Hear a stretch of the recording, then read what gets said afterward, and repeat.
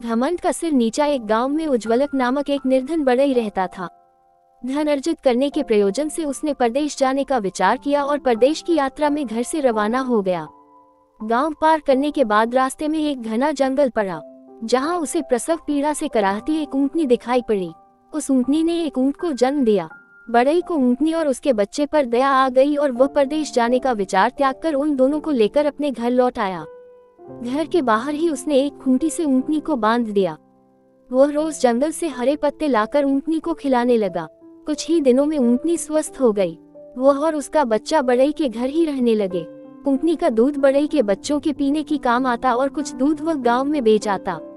इस तरह ऊंटनी उसकी आजीविका का साधन बन गई।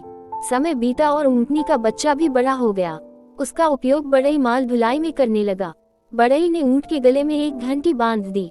इससे ऊंट कहीं भी होता उसे पता चल जाता था और उसे ढूंढना आसान हो जाता था। कुछ वर्षों में बढ़ई ने कई ऊंट और ऊंटनियां खरीद ली। उसका व्यापार अच्छा चल पड़ा।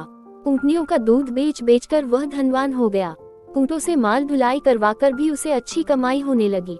सब कुछ अच्छा चल रहा था, किंतु जिस ऊंट के गले में घंटी बंधी हुई थी वो स्वयं को दूसरे ऊंटों से श्रेष्ठ समझने लगा। जब सारे ऊंट जंगल में पत्ते खाने जाते तो वह समूह छोड़कर अकेला ही इधर उधर घूमता रहता और घर भी देर से लौटता। जंगल में जंगली जानवरों का भय था। उस पर उसके गले में घंटी बंधी हुई थी, जिसकी ध्वनि से जानवरों को ऊंट का पता चल जाता था। अन्य ऊंटों ने उसे चेताया, किंतु अपने घमंड में उसने किसी की बात नहीं मानी। उसे लगता था कि अन्य ऊंट उसकी घंटी से जलते हैं, इसलिए उसके गले से उसे उतरना चाहते हैं। एक दिन जंगल में पत्ते खाने के बाद सारे ऊंट गांव लौटने लगे तो सबने उस ऊंट को भी अपने साथ चलने को कहा, लेकिन वह अकेला ही जंगल में घूमने निकल गया। वह चलता तो उसके गले की घंटी बजने लगती।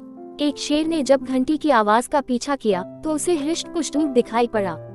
उसे अपना शिकार मिल चुका था। उसने ऊंट पर झपट्टा मारा और उसका काम तमाम कर दिया।